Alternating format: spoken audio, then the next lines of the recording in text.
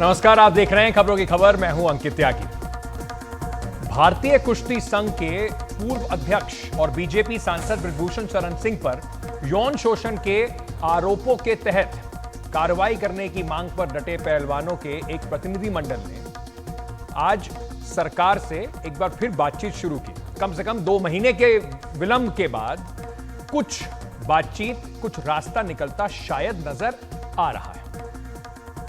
सरकार ने उन्हें आश्वासन दिया है कि इस मामले पे जल्द से जल्द कार्रवाई की जाएगी। क्या क्या बात हुई इस मामले पे?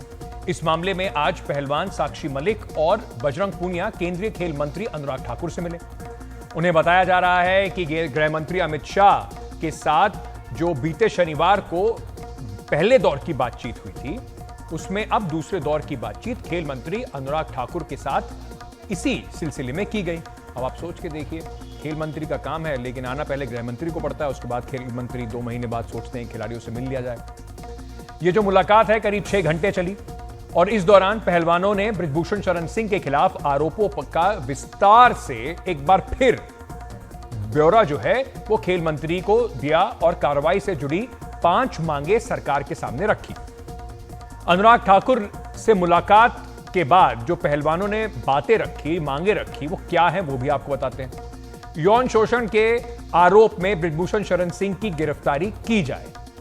भारतीय कुश्ती संघ के 30 जून तक स्वतंत्र और निष्पक्ष चुनाव कराए जाए। बृजभूषण शरण सिंह और उनके परिवार से कोई कुश्ती संघ में ना हो। प्रदर्शन के दौरान पहलवानों के खिलाफ जो मुकदमे दायर किए गए वो वापस लिए जाएं और कुश्ती जो भारतीय कुश्ती संघ है उसकी आंतरिक शिकायत कमेटी के अध्यक्ष कोई महिला को बनाया जाए। मुलाकात से बाहर आने के बाद पहलवान बजरंग पूनिया ने हमारे सहयोगी सौरभ शुक्ला से बातचीत की और क्या सहमति बनी है ये बताइए। सरकार और पहलवानों के बीच बैठक खत्म हुई, 6 घंटे बैठक हुई। बैठक में क्या हुआ इस पर बात करने के लिए बजरंग पूनिया है। बजरंग, क्या बैठक हुई, क्या नतीजा कुछ निकल पाया? देखिए, सरकार ने बोला कि 15 जून तक का हमें समय चाहिए। जो पुलिस की जो कार्रवाई है उसको जल्दी ख़त्म करने के लिए बोला है कि भाई हम 15 तारीख तक का हमें समय दीजिए, हम उसको 15 तारीख तक ख़त्म कर देंगे। जांच, दिल्ली पुलिस की जो जांच है, बिल्कुल। क्या बृजभूषण के अरेस्ट पर आप लोगों ने बोला उनको? क्या उन्होंने कुछ आश्वासन दिया अरेस्ट होंगे नहीं होंगे? देखिए, उस चीज़ पे क्योंकि वो काम पुलिस का है तो वो बोले कि जांच प्रक्रिया जैसे जैसे ख़त्म हो, क्योंकि पोक्सो जो लगता है उसके ऊपर तो अरेस्ट ही होते हैं।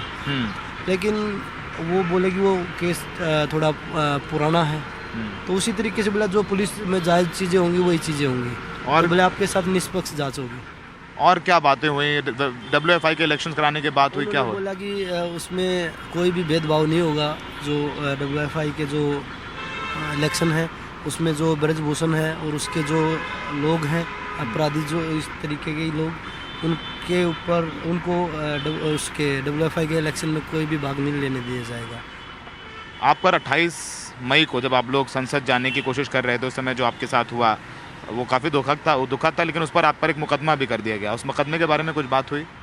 उन्होंने यही बोला कि जो भी 28 तारीख को जो घटना हुई उससे हम भी दुखी हैं, लेकिन जो भी खिलाड़ियों के ऊपर मुझे पता चला कि 109 लोगों के ऊपर उस दिन FIR दर्ज की है, केस लगाए हैं, तो उन्होंने बोला कि हम वो सभी वापस ले लेंगे। चाहे वो खिलाड़ी हैं, चाहे कोई भी आपसे जुड़े जो भी लोग हैं, वो सभी हम वापस ले लेंगे। पहलवान क्या करेंगे? पहलवानों का निर्णय क्या है? देखिए, किसी भी चीज़ का अगर हम वो देखेंगे तो बातचीत तो उसके लिए हमें करनी पड़ती है। वो फैसला हो या ना, वो तो एक अलग चीज़ होती है। लेकिन जो हमारे जिन बिंदुओं पे बात हुई है वो बिंदु हम जो हमारे साथ जो लोग जुड़े हैं, चाहे वो खाप चौधरी हैं, चाहे वो किसी भी संगठन से, किसान है, महिला है, मजदूर है, बहुत सारे संगठन हमारे साथ, पूरा देश आज जुड़ा है, तो हम उनके बीच में समक्ष में वो जाके रखेंगे। तो अभी आप चर्चा करके निर्णय लेंगे? बिल्कुल। देखिए, 15 तारीख तक तो सरकार ने बोला कि भाई आप कोई प्रोटेस्ट ना करिए, क्योंकि हमें भी 1 हफ्ते का समय दीजिए। तो उस चीज़ पे हम भी, हमारे कोचेज बैठे थे कि भाई ठीक है, 15 तारीख तक हम कोई भी प्रोटेस्ट नहीं करेंगे, चर्चा करके निर्णय लेंगे। 15 तारीख तक कोई प्रदर्शन नहीं होगा और 15 तारीख तक दिल्ली पुलिस अपनी जांच पूरी करेगी बृजभूषण सिंह के खिलाफ। तो ये देखने वाली बात रहेगी। सहयोगी सुशील राठी के साथ सौरभ शुक्ला, NDTV इंडिया। अब इसके बाद खेल मंत्री अनुराग ठाकुर ने कहा कि मामले की गंभीरता जो है उसको देखते हुए जांच जो है चल रही है और खिलाड़ियों की मांग के मुताबिक 15 जून तक चार्जशीट दायर कर दी जाएगी। तब तक खिलाड़ी कोई भी प्रदर्शन ना करने के लिए राजी हो गए, जैसे बजरंग भी कह रहे हैं। खिलाड़ियों के खिलाफ प्रदर्शन के दौरान दर्ज किए गए मामले जो हैं वो वापस लेने के लिए सरकार तैयार हो गई है। खेल मंत्री अनुराग ठाकुर ने बैठक में बनी सहमतियों की जानकारी दी। रेसलिंग फेडरेशन ऑफ इंडिया का चुनाव 30 जून तक किया जाए। Internal complaint committee wrestling federation की बनाई जाए और उसकी अध्यक्षता कोई महिला करे। जो महिला खिलाड़ियों को या बाकी खिलाड़ी आवश्यकता अनुसार सिक्योरिटी उनको मिले।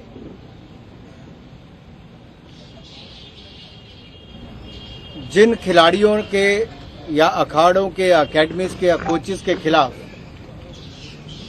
मुकदमे हैं, उन मुकदमों को वापस लेने की मांग की है ताकि उस पर कोई कानूनी या पुलिस की कार्रवाई ना की जा सके। एक बहुत बड़ा मुद्दा ब्रिजभूषण के अरेस्ट का बना हुआ है।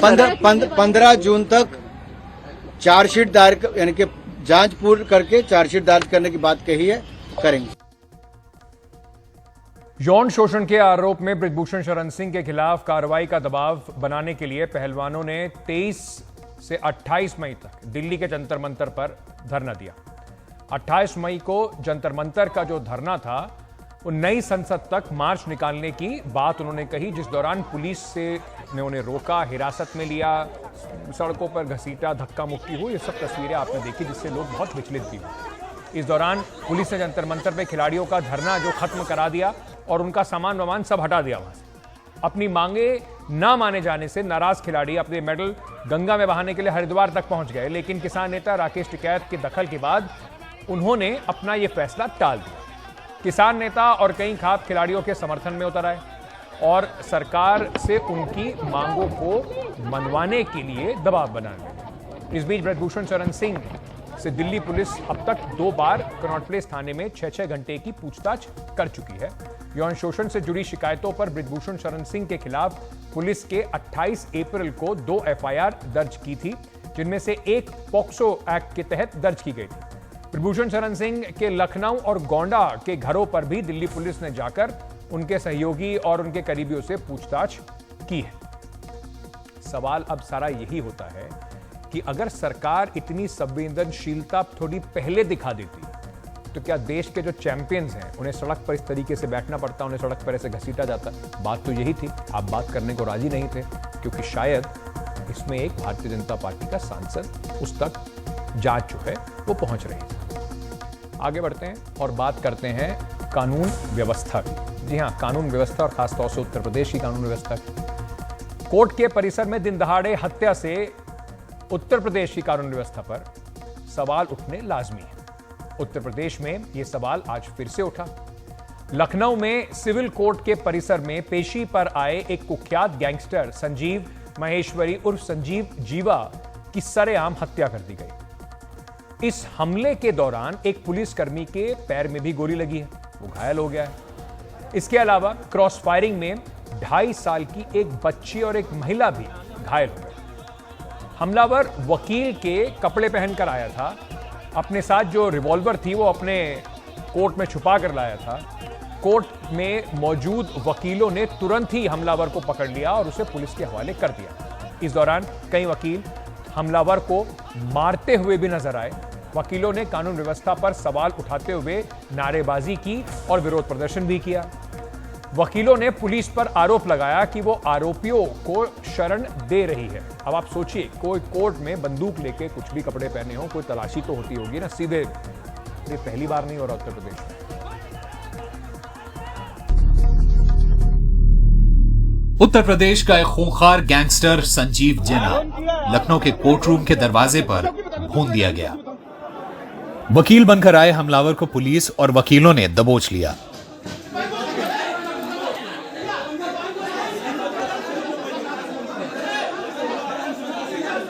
3:30 बजे के बाद लगभग पेशी का इंतजार कर रहे थे चैम्बर के बाहर। तो जब वो पेशी के लिए अंदर जा रहे थे उसी समय पीछे से ये हमला किया गया और इसमें हमारे जो है 2 सिपाही इंजर्ड हुए हैं। फिलहाल तो वो आउट ऑफ डेंजर है, सेफ है। एक महिला, एक बच्ची और उसके पिता, ये 3 भी आए थे। उसमें महिला की अंगुली में थोड़ी चोट आई है, बच्ची को जरूर चोट लगी है जिसका इलाज चल रहा है। पुलिस का कहना है कि अभी तक इस हत्या का मकसद साफ नहीं हो सका है।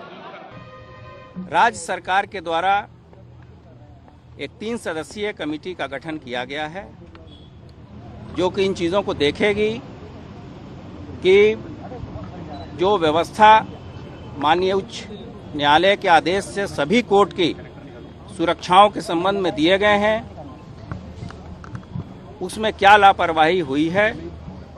जो स्थानीय स्तर पे जो SOP बनी थी कि किस तरह से यहाँ कोर्ट परिसर में आने जाने वाले व्यक्तियों की चेकिंग की जाएगी, उसमें कितना अनुपालन हुआ या नहीं हुआ, इस संबंध में विस्तृत आख्या कमेटी के द्वारा शासन में प्रेषित किया जाएगा।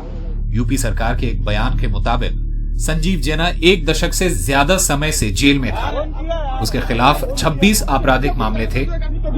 वो जेल से ही सिंडिकेट चलाता था।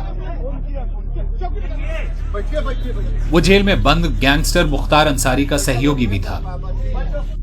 कोर्टरूम के बाहर यह हत्या कुछ ही महीने पहले इलाहाबाद में गैंगस्टर अतीक अहमद और उसके भाई की हत्या की याद दिला रही है, जो पुलिस हिरासत में हुई थी। लखनऊ कोर्ट के बाहर अब बहुत बड़ी और हैवी सिक्योरिटी है, लेकिन इस बात का कोई जवाब नहीं है कि कोई बंदूक लेके कोर्ट प्रेमाइसेस के अंदर कैसे घुस गया।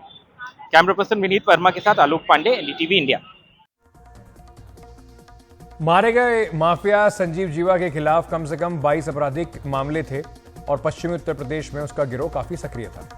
संजीव जीवा बाहुबली नेता और मुखिया माफिया जो हैं मुख्तार अंसारी, उनका करीबी माना जाता है। बीजेपी नेताओं, कई सारे ऐसे नेता हैं जो ब्रह्मदत्त द्विवेदी और कृष्णनंद राय की हत्याओं में संजीव जीवा का नाम भी सामने आया। 90 के दशक में अपराध की दुनिया में उतरा संजीव मुजफ्फरनगर का रहने वाला है। अपराध में आने से पहले मेडिकल स्टोर पर कंपाउंडर था और उसी मेडिकल स्टोर के मालिक को उसने अगवा कर लिया था। इसके बाद उसने कोलकाता के कारोबारी के बेटे का अपहरण कर 2 करोड़ की फिरौती मांगी। इसके बाद वो कई गैंग्स में शामिल हुआ और बाद में मुख्तार अंसारी का करीबी बन गया। 1997 में बीजेपी नेता ब्रह्मदत्त द्विवेदी हत्याकांड के बाद संजीव जीवा अपराध की दुनिया में कुख्यात हो गया। इस हत्या के मामले में संजीव जीवा को उम्र कैद की सजा भी हुई। जीवा हथियार लूटने में माहिर था, इसलिए कहा जाता था कि वो मुख्तार अंसारी के इसी काम करते करते करीब पहुंचा। 5 जून को वाराणसी की MP MLA कोर्ट ने मुख्तार अंसारी को 1991 में कांग्रेस नेता अवधेश राय की हत्या का दोषी ठहराते हुए उम्र कैद की सजा सुनाई थी। मुख्तार का करीबी माने जाने वाला गैंगस्टर संजीव जीवा काफी समय से जेल में था और उस पर वहीं रहते हुए गैंग चलाने के आरोप हमेशा लगते रहे। पिछले 2 महीने में शामली पुलिस ने उसकी संपत्ति भी जब्त की। मुजफ्फरनगर में भी उसकी संपत्ति जब्त की गई, लेकिन जिस तरह से कोर्ट परिसर में उसकी हत्या की गई, उसके बाद कानून व्यवस्था पर सवाल बिल्कुल उठते ही हैं। समाजवादी पार्टी के अध्यक्ष अखिलेश यादव ने इस पर तुरंत सरकार पर सवाल दागे। कस्टडी में लोगों की जान जाना, पुलिस सिक्योरिटी के बीच में पुलिस की जान जाना, कचहरी में जान जाना, थाने में जान जाना, कोर्ट में जान जाना, या तो सरकार हो सकता है जानबूझ करके खुली छूट दी हो कि जाओ जिसको जहां मारना है मार लो। ये आज के समय पे ये लोकतंत्र है, ये डेमोक्रेसी है, लॉ चलेगा ऐसे, कानून चलेगा ऐसे। सवाल ये नहीं है कि कौन मर रहा है, सवाल ये है कि किस स्थान पे मारा जा रहा है। जो सबसे ज्यादा सिक्योरिटी एरिया है वहां मारा जा रहा है। साथ में सवाल यह भी है कि कौन मारा जा रहा है, कहां मारा जा रहा है। ये बहुत जरूरी है क्योंकि इस देश में अपराध के बाद कानून की एक पूरी प्रक्रिया होती है। ये वही देश है जिसने अजमल कसाब को भी पूरी कानूनी प्रक्रिया के बाद ही फांसी चढ़ाया था। इस तरीके से लोग अपने हिसाब से अगर बदले उतारने लगेंगे तो शायद कानून व्यवस्था का नामो निशान मिट जाएगा। ऐसे में अब सवाल ये भी उठ रहा है कि इस साल 15 अप्रैल को बाहुबली नेता और माफिया अतीक अहमद और उनके भाई अशरफ की प्रयागराज पुलिस की सुरक्षा के घेरे के बीच जिस तरीके से हत्या हुई, उस पर भी कमेटियां बनी, उस पर भी कहा गया कि दोषियों को पूरी तरीके से पकड़ा जाएगा। पुलिस दोनों का मेडिकल टेस्ट कराने के लिए अस्पताल ले जा रही थी, तभी पत्रकारों के भेष में आए 3 हमलावरों ने उन्हें करीब से ताबड़तोड़ गोलियां मारी, जिससे वो दोनों मर गए। तब भी कहा गया था कि पुलिस ने उनकी सुरक्षा में इतनी ढील जो थी वो क्यों छोड़ी कि हमलावर अपने इतने पास उनके पहुंच गए कि इतनी आसानी से गोली चला के उन्हें मार सका। हालांकि पुलिस ने तीनों हमलावरों को मौके पर गिरफ्तार कर लिया, उन्होंने सरेंडर ही कर दिया था। वैसे कोर्ट में भी शूटआउट के मामले नए नहीं है, पहले भी ऐसी घटनाएं होती रही हैं। करीब 1.25 साल पहले 24 सितंबर 2021 को दो हमलावरों ने दिल्ली के एक कोर्ट में एक बड़े गैंगस्टर जितेंद्र गोगी की हत्या कर दी थी। रोहिणी कोर्ट में यह हत्या हुई थी। उस समय जितेंद्र गोगी को जज के सामने पेश किया जा रहा था। यहां भी हमलावर वकीलों के भेष में अंदर घुस आए थे और मौका मिलते ही उन्होंने ताबड़तोड़ गोलियां चलाकर उसकी हत्या कर दी। हमले की जवाबी कार्रवाई में दिल्ली पुलिस ने कोर्ट में ही दोनों हमलावरों को मार गिराया। ये हमलावर गैंगस्टर टिल्लू ताजपुरिया के गैंग के मेंबर बताए जा रहे थे। इसके जवाब में इसी साल जितेंद्र गोगी गैंग के सदस्यों ने दिल्ली की तिहाड़ जेल के अंदर टिल्लू ताजपुरिया की धारदार हथियारों से मारकर हत्या कर दी। अब आप सोच के देखिए कि कैसा कुचक्र चला हुआ है जिसे तोड़ने में सिर्फ उत्तर प्रदेश की नहीं, दिल्ली पुलिस या राज्य देश के अंदर कई राज्यों की पुलिस कितनी नाकाम सामने होती है। आगे बढ़ते हैं और बात करते हैं थोड़ी राजनीति की। सियासत की दुनिया की कुछ बातें करते हैं। कर्नाटक विधानसभा चुनाव में कांग्रेस की शानदार जीत के बाद बीजेपी की हार होने के बाद दो सियासी गहमा गहमी जो हैं वो बढ़ रही हैं। कांग्रेस के हौसले जबरदस्त तरीके से बुलंद हैं। बीजेपी लगातार अपनी हार के कारणों की खोजबीन में जुटी हुई है। बीजेपी ने हार पर आत्मचिंतन शुरू कर दिया है। गुरुवार को दिल्ली में बैठक बुलाई गई जो 2 हिस्सों में होगी। सुबह होने वाली जो पहली बैठक है उसमें कर्नाटका बीजेपी के विधायक शामिल रहेंगे। उनके साथ साथ बातचीत के आधार पर दोपहर में दूसरी बैठक में जो लोग हार गए, जो उम्मीदवार बीजेपी के थे और हार गए, जीतने वालों की संख्या काफी कम है, हारने वालों की ज्यादा है बीजेपी के लिए इस बार, उनके साथ चर्चा की जाएगी। कारणों को समझने की कोशिश की जाएगी कि भाई क्यों हार गए। इस बीच एक बड़ी अहम खबर आई। सूत्रों के हवाले से यह खबर आ रही है कि कर्नाटका में चुनाव की करारी हार के बाद जो बीजेपी ने सामना किया और साथ साथ जेडीएस की भी थोड़ी हवा निकली। अब वो दोनों मिलकर गठबंधन बनाने की कोशिश कर रहे हैं। जेडीएस आने वाले आम चुनाव के लिए बीजेपी के साथ गठबंधन करना चाहती है। कर्नाटका विधानसभा चुनाव में 224 सीटों में से महज 19 सीटों पर जेडीएस सिमट गई। कांग्रेस की शानदार जीत के बाद किंग मेकर बने जेडीएस बनने के जो जेडीएस के सपने थे, उम्मीदें थी, वो बिल्कुल टूट गए। 2019 के लोकसभा चुनावों में जेडीएस को राज्य की 28 में से सिर्फ 1 लोकसभा सीट पर जीत हासिल हुई थी। इस तरह जेडीएस लगातार अब राज्य की राजनीति में बिल्कुल हाशिए पर पहुंचती जा रही है और उसके सामने एक बड़ी चुनौती है कि जनता में फिर से कैसे अपनी पैठ बनाई जाए। यही वजह है कि कांग्रेस के खिलाफ बीजेपी के साथ हाथ मिलाना शायद उनको मुनासिब लग रहा है।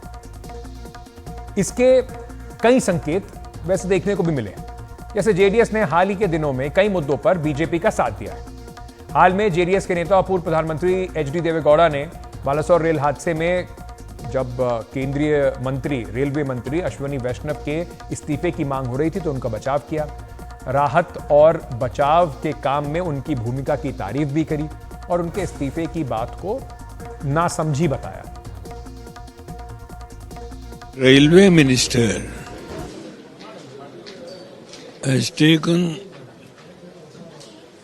all necessary steps to restore what damage that has happened. He is working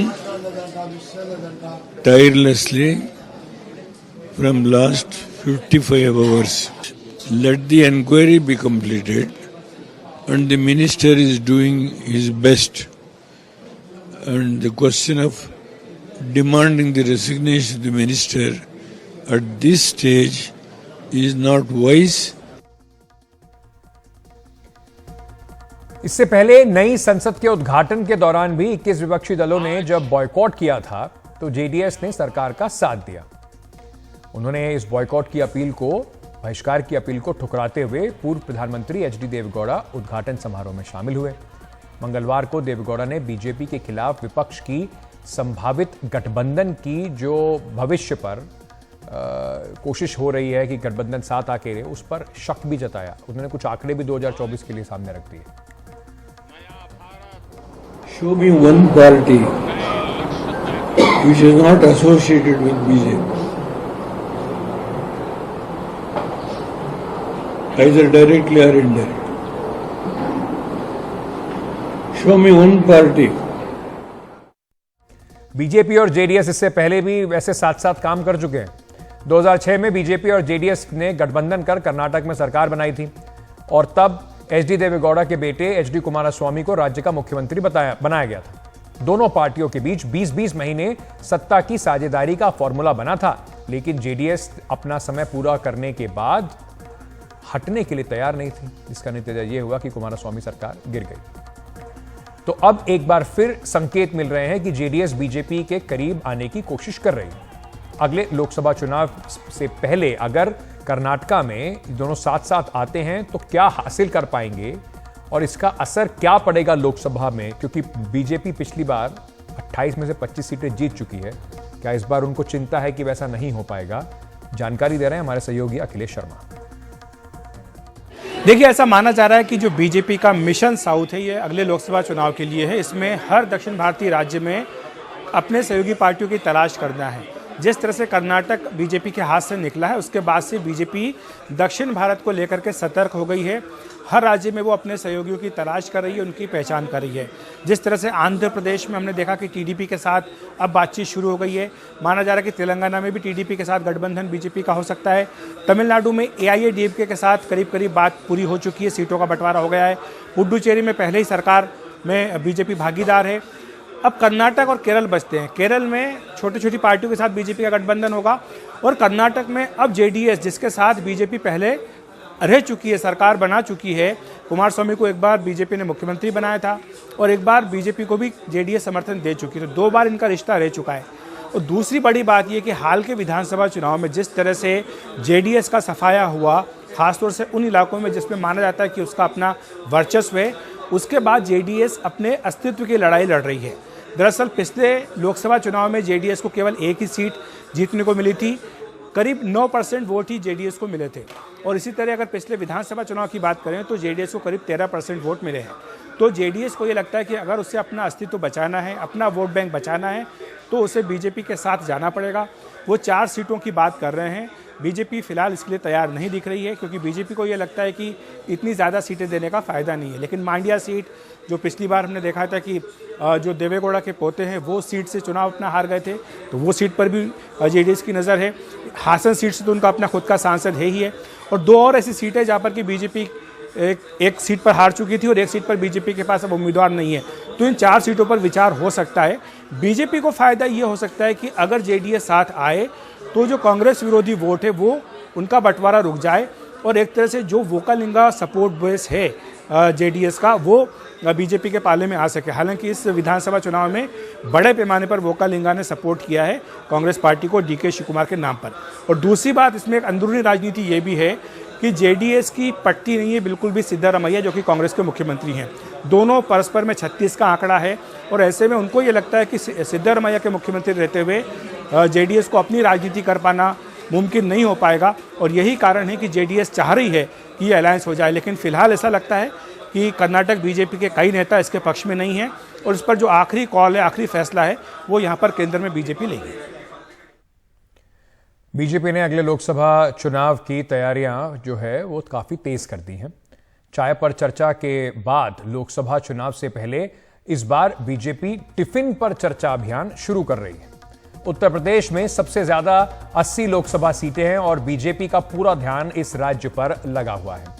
इस सिलसिले में बीजेपी अध्यक्ष जेपी नड्डा ने नोएडा पहुंचकर आज पार्टी, जो उत्तर प्रदेश की पार्टी इकाई है, उसके पदाधिकारियों और नेताओं के साथ दोपहर का खाना खाया। सब पदाधिकारी अपना टिफिन घर से लेकर आए थे और उनके साथ विचार विमर्श किया गया। रवीश रंजन की ये रिपोर्ट।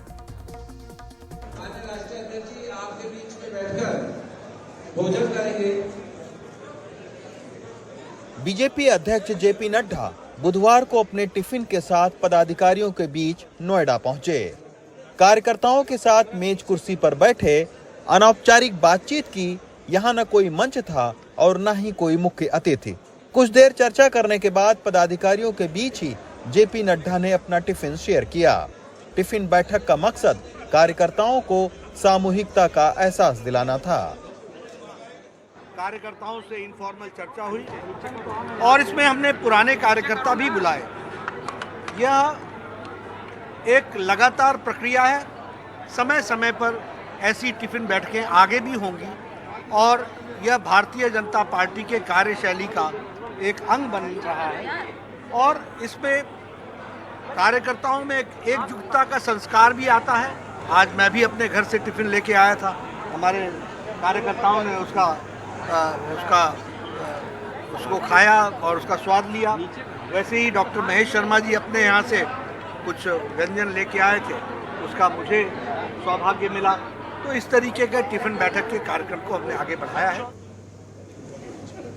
कोशिश यही है कि जो 30 मई से लेकर 30 जून तक जो महाजनसंपर्क अभियान बीजेपी का चल रहा है उसमें अलग अलग कार्यक्रम करवाए जा रहे हैं। तमाम सारे केंद्रीय मंत्रियों को भी जो है वो अलग अलग लोकसभा क्षेत्र में भेजा जा रहा है ताकि वो जो मोदी सरकार की 9 साल की उपलब्धियां हैं उनको भी बताएं और साथ में कोशिश ये भी रहेगी बीजेपी की जो पदाधिकारी हैं वो उन उपलब्धियों को लेकर जो जनता है उनके घरों तक पहुँचे।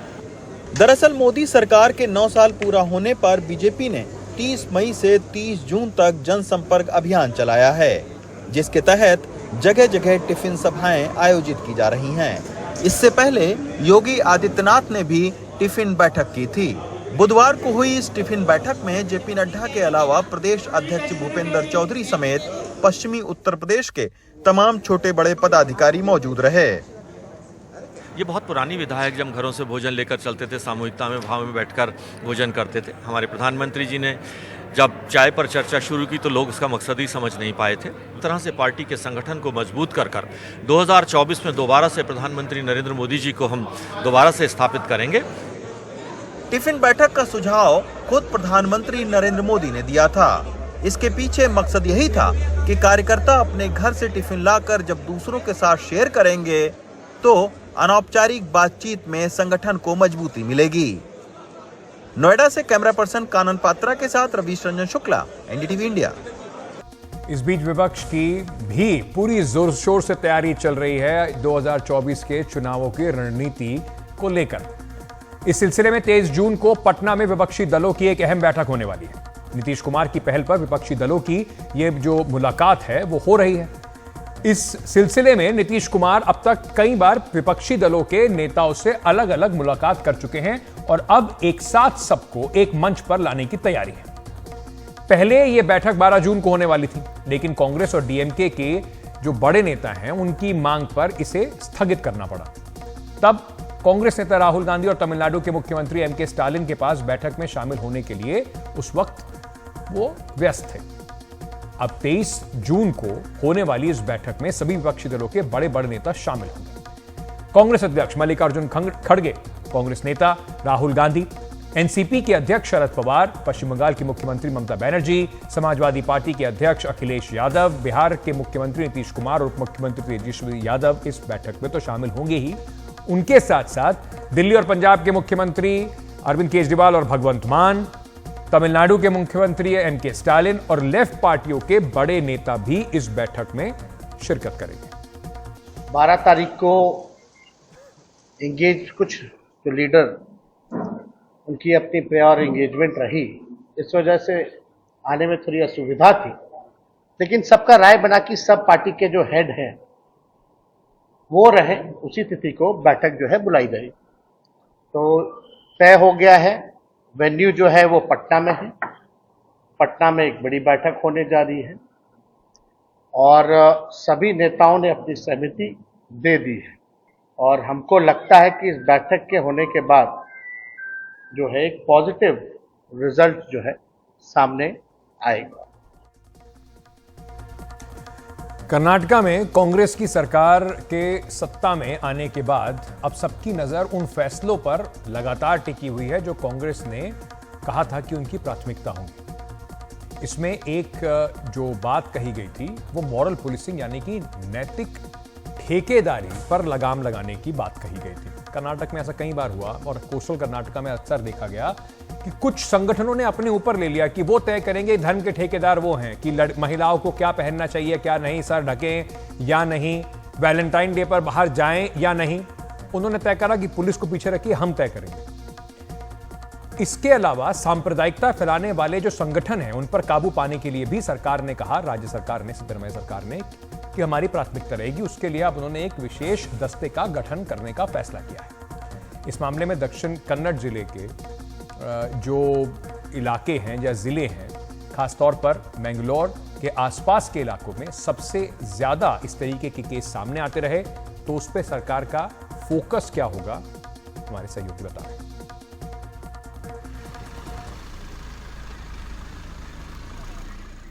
इन सभी युवाओं पर आईपीसी की धारा 307 यानी हत्या के प्रयास का मामला दर्ज हुआ है। मैंगलुरु के सोमेश्वरा बीच पर 2 अलग अलग धर्मों की छात्र छात्राओं को साथ देखकर उनके साथ मारपीट का आरोप है। पिछले 1 महीने में मोरल पुलिसिंग की 2 घटनाएं राज्य के अलग अलग जगहों से सामने आई हैं। वजह सिर्फ एक थी, साथ में घूम रहे लड़के लड़कियों का अलग अलग धर्मों का होना। ऐसे में अब कांग्रेस की नई नवेली सरकार ने एक विशेष दल के गठन का फैसला किया है, जो मोरल पुलिसिंग के साथ साथ सांप्रदायिक माहौल खराब करने वाले संदिग्धों पर न सिर्फ नजर रखेगा बल्कि कार्रवाई भी करेगा। हम एक स्पेशल स्क्वाड बनाने जा रहे हैं जो कि मोरल पुलिसिंग के खिलाफ काम करेगा और ये पुलिस फोर्स के अंतर्गत ही होगा।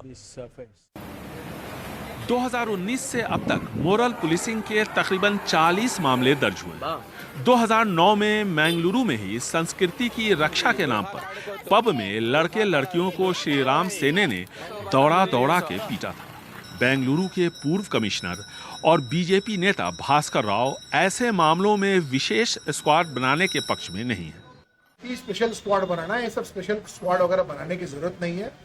Local police is quite empowered to do it. आप उनको आदेश दीजिए और अधिकार दीजिए, सब करेंगे। ये स्पेशल स्क्वाड वगैरह बनाएंगे, that will only become a harassment squad. लोगों को तंग करेंगे, परेशान करेंगे और unnecessary it will be a fifth wheel of the coach. हाल ही में कर्नाटका के लेखकों और विचारकों का एक दल मुख्यमंत्री सिद्धरामैया से मिला और धार्मिक उन्माद के खिलाफ कार्रवाई की मांग की। कर्नाटका के मंत्री एमबी पाटिल धार्मिक सौहार्द बनाए रखने के लिए एक हेल्पलाइन की वकालत कर रहे हैं। मोरल पुलिसिंग के मामले जो सामने आए हैं वो एक तरफा नहीं है, बल्कि इसमें दोनों ही संप्रदाय के लोग शामिल पाए गए हैं। ऐसे में बेहतर होगा कि इस समस्या का समाधान पुलिस की जगह सामाजिक स्तर पर निकालने की कोशिश की जाए। बेंगलुरु से कैमरामैन गोविंद मूर्ति के साथ निहाल खिदवई, एनडीटीवी इंडिया।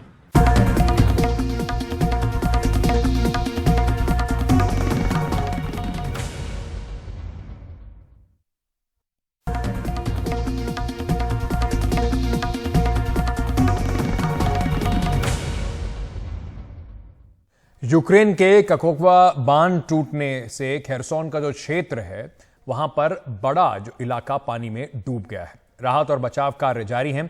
यूक्रेन ने बांध पर हमले को रूस की आतंकवादी कार्रवाई बताया है, जबकि रूस ने यूक्रेन को ही इसका जिम्मेदार ठहराया है।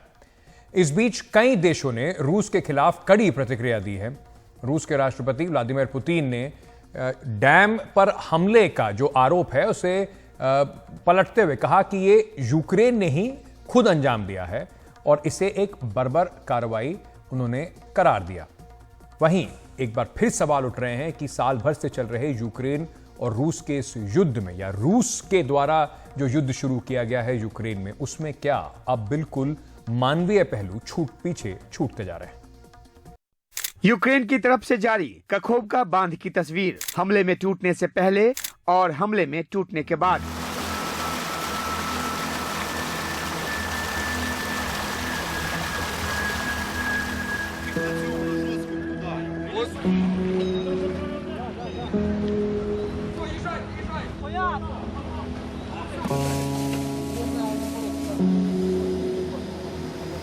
यहाँ से निकले सैलाब ने खेरसन के बड़े इलाके को अपनी चपेट में ले लिया है।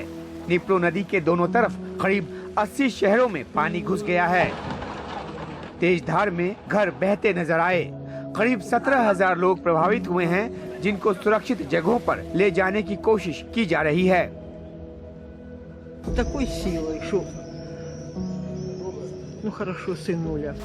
दक्षिणी यूक्रेन में निप्रो नदी पर बने कखोवका बांध को हमले में उड़ाने के बाद से ही यूक्रेन और रूस के बीच आरोप प्रत्यारोप का दौर जारी है। यूक्रेन ने इसे रूस की आतंकी कार्रवाई बताया है। Secondly, no country in the world रूस के आतंकियों द्वारा कखोवका पनबिजली संयंत्र पर मचाई गई तबाही से यूक्रेन रुकने वाला नहीं। यूक्रेन अपनी जमीन आजाद कराकर रहेगा। रूस को अपने किए गए हर अपराध का अंजाम भुगतना पड़ेगा। हमले में बांध के टूटने से ज़ापोरिज़िया न्यूक्लियर पावर प्लांट पर भी खतरा पैदा हो गया है, जो अभी रूस के नियंत्रण में है। But one thing is clear. This is another devastating consequence. यूरोपीय यूनियन समेत कई अंतर्राष्ट्रीय मंचों से रूस की आलोचना की जा रही है। मामला संयुक्त राष्ट्र सुरक्षा परिषद में भी जा चुका है। संयुक्त राष्ट्र ने इसे यूक्रेन के नागरिक ढांचागत ठिकाने पर अब तक का सबसे बड़ा हमला बताया है। But one thing is clear. ये यूक्रेन पर रूस के हमले की वजह से हुई एक और बड़ी तबाही है। हम नीप्रो नदी के तट पर बसे खेरसन के नोवा कखोवका समेत कई शहरों में इसका असर देख रहे हैं। बड़े पैमाने पर लोगों को सुरक्षित निकाला जा रहा है। पर्यावरण और खेती की जमीन को नुकसान हुआ है। कखोवका पनबिजली संयंत्र से करीब 6000 मेगावाट बिजली पैदा होती थी। हमले के बाद ये 2500 मेगावाट घट गई है।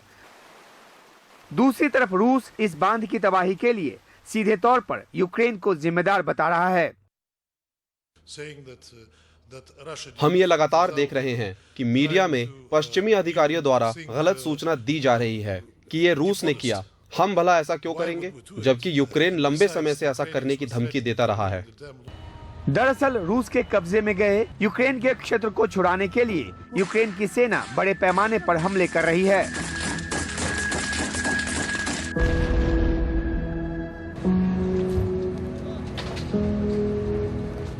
बखमुत पर नियंत्रण बनाए रखने के लिए रूस को यूक्रेन की सेना से काफी संघर्ष करना पड़ रहा है। रूस की यह रणनीति रही है कि वो यूक्रेन के ऊर्जा संयंत्रों को नष्ट कर उसे ऊर्जा संकट में डाले, लेकिन पश्चिमी सहयोग से यूक्रेन मैदान में डटा हुआ है।